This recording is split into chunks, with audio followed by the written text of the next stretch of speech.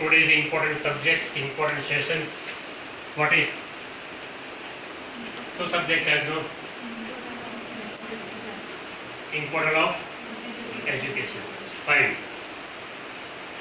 તમે આવ્યા છો એટલે પહેલી વસ્તુ તમારે એજ્યુકેશન ઇમ્પોર્ટન્ટ તમને ખ્યાલ છે તો તમે આ ભેગા થયા છો.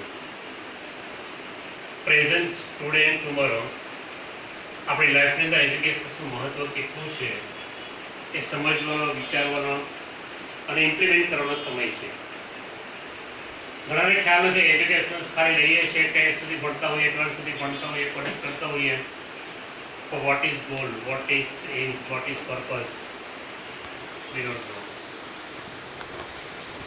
એ સમજવા માટેની ઇમ્પોર્ટન્સ કેટલું છે ખ્યાલ તમને હોવો જરૂરી છે. એક શિક્ષણ કહીએ, એજ્યુકેશન કહીએ, જ્ઞાન કહીએ, જનરલી એવું હોય છે કે આપણે 10 સુધી ભણી લઈએ, 12 સુધી ભણી લઈએ, બેચલર ડિગ્રી લઈ લઈશું, ડિપ્લોમા લઈ લઈશું, માસ્ટર ડિગ્રી લઈ લઈશું, એજ્યુકેશન એક સર્ટિફાઈડ થશે. પણ એજ્યુકેશન સાથે સાથે તો પર્સનાલિટી જે કહીએ, પર્સનાલિટી જે કહીએ પણ એટલી ઇમ્પોર્ટન્ટ છે.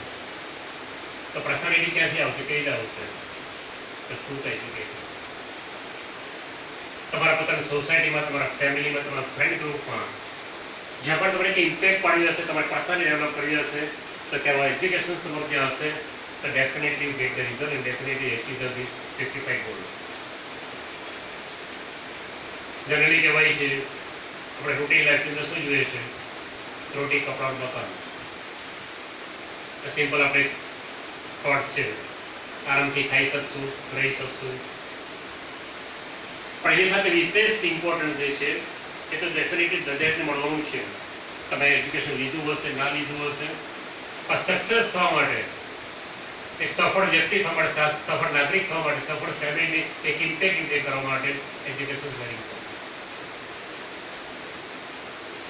તમે કોઈ બી પ્રોફેશનમાં જશો ત્યાં આગળ તમારે એજ્યુકેશન ઇમ્પોર્ટન્સ, તમારી વેલ્યુ, તમારી પર્સનાલિટી એક ટેકઅપ કરશે.